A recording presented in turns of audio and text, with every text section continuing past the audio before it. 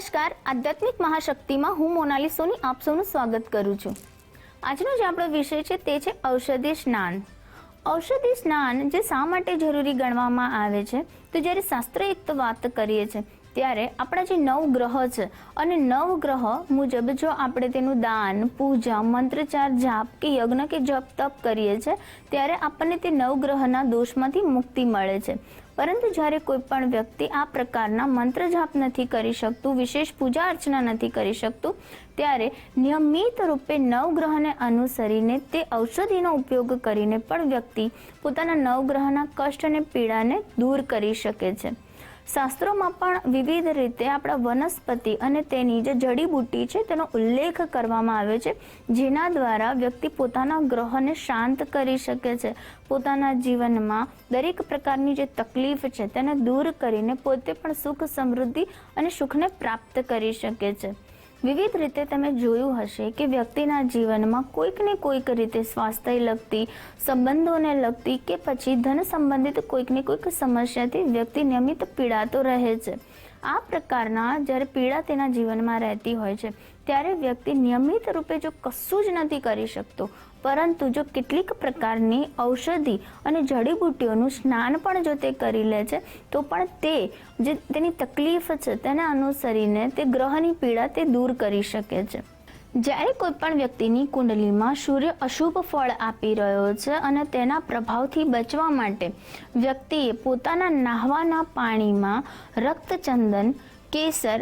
મુલેઠી અને લાલ જાસૂદ અથવા તો લાલ કલરના કોઈ પણ પુષ્પ મિશ્રિત કરીને જો તે નિયમિત રૂપે આ પાણીથી સ્નાન કરે છે તો તેને સૂર્યને લગતી જે તકલીફો છે તે દૂર થાય છે। અને જ્યારે સૂર્યને લગતી તકલીફો દૂર થાય છે તો તેના 9 ગ્રહ બેલેન્સ થઈ જાય છે અને તેના જીવનમાં આવતી રૂકાવટો અને તકલીફો દૂર થાય છે। સાથે સાથે તેના માન સન્માનમાં પણ વૃદ્ધિ થતી જોવા મળશે। આગળ જ્યારે આપણે વાત કરીએ છીએ તો ચંદ્રમાને લગતી એટલે કે માનસિક રીતે વ્યક્તિ કોઈક ને કોઈક ચિંતામાં, કોઈ પણ પ્રકારના ડરમાં રહ્યા કરે છે, તેનો ચંદ્રમા તેની કુંડળીમાં અશુભ ફળ આપી રહ્યો છે, ત્યારે વ્યક્તિએ પાણીમાં થોડું દૂધ, સફેદ કલરના પુષ્પ, સફેદ ચંદન અને સાથે સાથે તેણે થોડું પંચગવ્ય એટલે કે કોઈ પણ પ્રકારે દહીં કે પંચામૃત નાખીને જો તે વ્યક્તિ પાણીમાં સ્નાન કરે છે તો તેને ચંદ્રને લગતી તમામ પ્રકારની તકલીફો દૂર થાય છે, તેનું મન શાંત થાય છે, તે એક જગ્યાએ પોતાનું ધ્યાન કેન્દ્રિત કરી શકે છે, તેના જે વિચારો છે, જે તે ડર છે તેમાં તે કાબુ મેળવી શકે છે। આગળ જ્યારે વાત કરીએ તો વ્યક્તિને જ્યારે મંગળનો દોષ હોય છે, મંગળ તેની કુંડલીમાં ખૂબ જ ભારે કહી શકાય તેવા દોષ ઉત્પન્ન કરે છે અને મંગળના વિવિધ ઉપાયો તે વ્યક્તિ નથી કરી શકતો, ત્યારે વ્યક્તિએ પાણીમાં જે નહાવાનું છે તેમાં તેણે રક્તચંદન,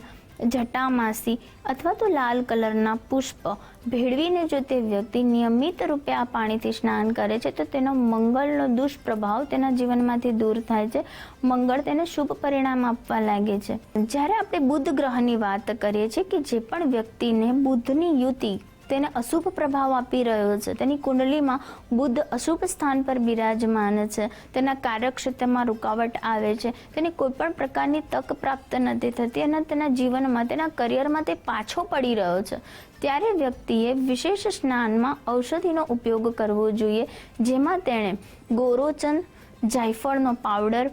અક્ષત, વિધારાની જડ અને થોડું મધ આ પ્રકારની ઔષધિઓનો ઉપયોગ કરીને જો વ્યક્તિ નિયમિત રૂપે સ્નાન કરે છે તો બુધ સંબંધિત ગ્રહની પીડામાંથી તે જલ્દી બહાર આવી શકશે। આગળ જ્યારે આપણે વાત કરીએ છીએ તો જે પણ વ્યક્તિનો ગુરુ ગ્રહ તેને સારું પરિણામ નથી આપી રહ્યો અથવા તો કુંડલીમાં ગુરુ તેના અશુભ સ્થાન પર બિરાજમાન છે, જેના કારણે ગુરુનો દોષ ઉત્પન્ન થઈ રહ્યો છે, ત્યારે વ્યક્તિએ પોતાના નહાવાના પાણીમાં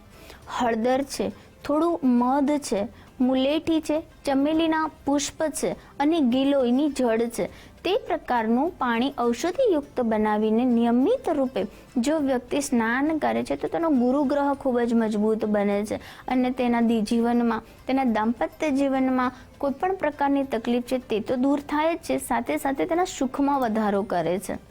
જ્યારે તમારા પ્રેમ સંબંધોમાં મતભેદ થવા લાગે છે, દાંપત્ય જીવનમાં કડવાશ અનુભવાય છે, શુક્ર સંબંધિત તકલીફો તમારા જીવનમાં વારંવાર થયા કરે છે, ત્યારે કુંડળીમાં રહેલા શુક્રના અશુભ પ્રભાવને દૂર કરવા માટે તમારે નહાવાના પાણીમાં કેસર છે, દહીં છે, સાથે સાથે ઇલાયચીનો પાવડર અથવા તો તમારે ઇત્ર જે છે તે પાણીમાં નાખીને તમારે સ્નાન કરવું જોઈએ. આ પ્રકારનું સ્નાન કરવાથી તમારો શુક્ર ગ્રહ ખૂબ જ ઝડપથી મજબૂત થશે. જ્યારે કોઈ પણ વ્યક્તિ અથાગ મહેનત કરે છે છતાં પણ તેને કોઈ પણ પ્રકારનું પરિણામ પ્રાપ્ત નથી થતું, તેના દરેક કાર્યોમાં રૂકાવટો આવ્યા કરે છે, વ્યક્તિ કોઈ પણ કાર્યની શરૂઆત કરે છે તો તેને કોઈ પણ પ્રકારની નજર દોષ લાગી જાય છે, ત્યારે વ્યક્તિએ નહાવાના પાણીમાં થોડી ખસખસ, થોડી વરિયાળીનો પાવડર અને સાથે સાથે તેણે સરસવના તેલના 2 ટીપા અને થોડા કાળા તલ ઉમેરીને જો આ પ્રકારનું સ્નાન કરે છે તો શનિ સંબંધિત પીડા અને શનિ સંબંધિત જે પણ દોષ ઉત્પન્ન થાય છે તે જલ્દી દૂર થાય છે.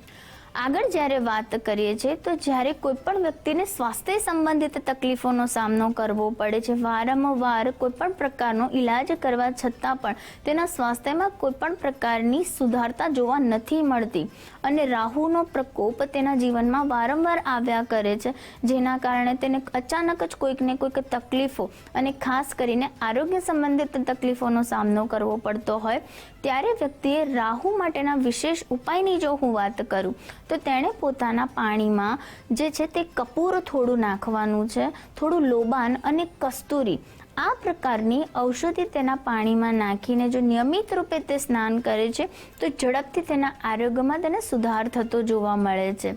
અંતિમ જ્યારે આપણે વિશેષ ઔષધિ સ્નાનની વાત કરીએ છીએ ત્યારે કેતુ સંબંધિત જો કોઈ પણ પ્રકારની તકલીફ વ્યક્તિના જીવનમાં વારંવાર આવતી હોય અને કેતુના કારણે વ્યક્તિ દરેક જગ્યાએથી કંટાળી જાય છે, થાકી જાય છે, પરંતુ તેના ભાગ્યનો ઉદય પણ નથી થતો, ત્યારે વ્યક્તિએ નાવાના જળમાં તેણે રક્તચંદન અથવા તો ચંદન તેમાં નાખીને તે નહાય છે તો વ્યક્તિના જીવનની દરિદ્રતા દૂર થાય છે અને કેતુનો દોષ દૂર થાય છે. તો વિશેષ રીતે આપણા શાસ્ત્રોમાં ઔષધિ સ્નાનનું મહત્વ દર્શાવવામાં આવ્યું છે. વિશેષ તમે દરેક પ્રકારની તકલીફોને અનુસરીને તમે જે ઔષધિ છે તેનું તમે ઉપયોગ કરો છો, નિયમિત રૂપે તેને સ્નાનમાં તે ઔષધિ ભેળવીને તમે સ્નાન કરો છો તો પણ તમારા ગ્રહોની પીડા શાંત થાય છે, તમારા કાર્યો જે રૂકી ગયેલા છે તે કાર્યોમાં સફળતા પ્રાપ્ત થાય છે, આરોગ્ય સારું બને છે અને ધન સંબંધિત તકલીફો પણ દૂર થાય છે. તો આ સાથે ઔષધિ સ્નાનનો લાભ તમે પણ મેળવો તે સાથે હું રજા લઉં છું. નમસ્કાર.